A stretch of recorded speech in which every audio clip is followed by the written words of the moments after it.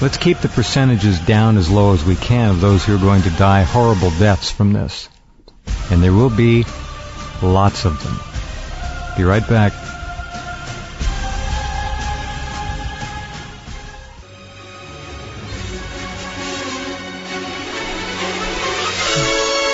Back with Bob Nichols. All right, the issue of this species continuing to live upon this tarnished and utterly ravaged planet depends upon the safe passage of body fluids from male to female, the safe and healthy passage of body fluids from male to female. What does the breeding future of this particular species look like to you, Bob? Well, Jeff, we could look at it from a U.S. Army standpoint and say that one of the things the Army is most concerned about when you go over and you kill a whole bunch of people, and you really do tick them off. I mean, they're just absolutely mad at you, is you really are going to count on them as a future enemy that future U.S. armies will have to fight. Or you can degrade their breeding capabilities. It's kind of like population control or birth control courtesy of the U.S. Army. And what the Army and the military have done is distribute these little machine guns all over Iraq. The people who actually live there, of course, they're eat up with this stuff. And one of the places is that these things go, that they really do like to go to, is, of course, the brain, which we've already talked about. But they also go to what we can call the gonads. Everybody knows what I'm talking about. And they're firing 850 rounds a minute. What happens? Well, the man and woman happen to hook up okay in Iraq. And the woman gets pregnant. It actually happens. Against all odds. Then the fetus, the child, has to progress for the next 9 months in this environment. Well, of course, that's hard to impossible. I'm sure many of you have seen the pictures of what results for the children that are born. However, many aren't born. Many are the miscarriages are very high. Look on my homepage, David D's latest art piece. Right.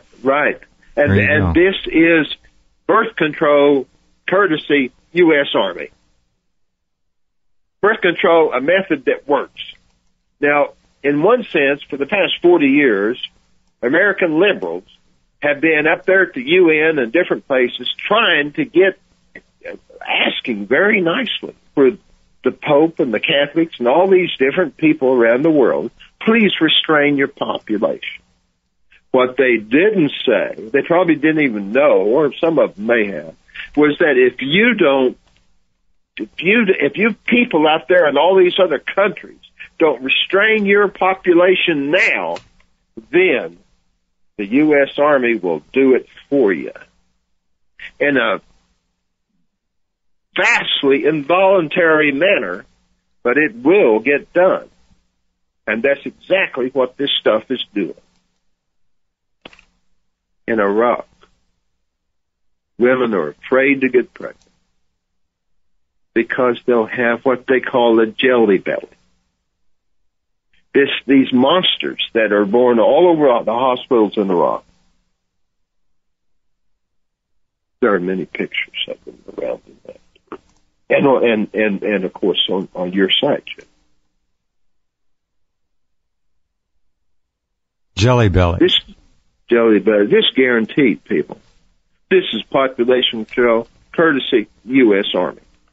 There are no two ways about it. It is simply fact. And it's forever. At forever. As we know, when the Army decided to basically destroy Fallujah, took it to a status where it is really shouldn't be inhabited at all. They covered it from one end to the other with this particular substance, which of course migrated from there all over the place. The rates of birth control, birth defects, higher than Hiroshima.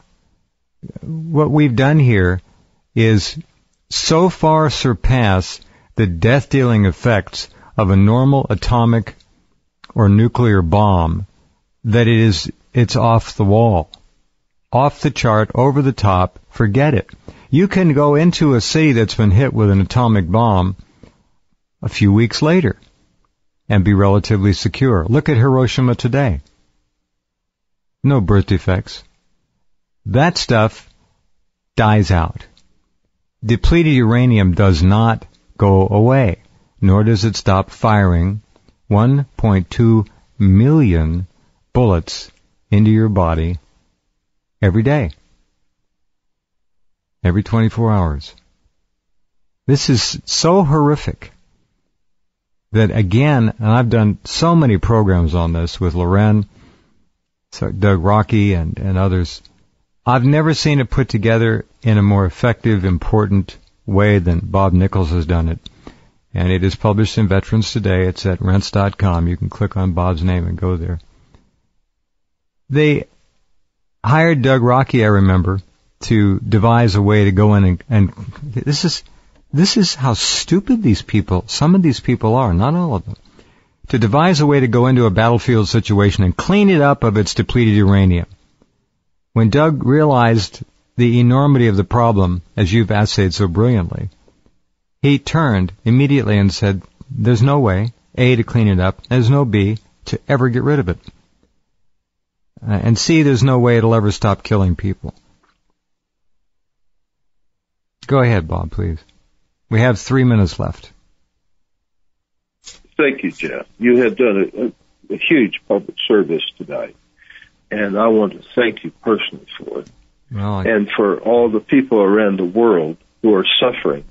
It's unimaginable, the suffering that people with this stuff in their bodies or in their brains go through. And to all of those people, my heart goes out to you. I salute you. Veterans, if this is your situation, you know, Doug Rocky can tell you what's going on as good as anybody.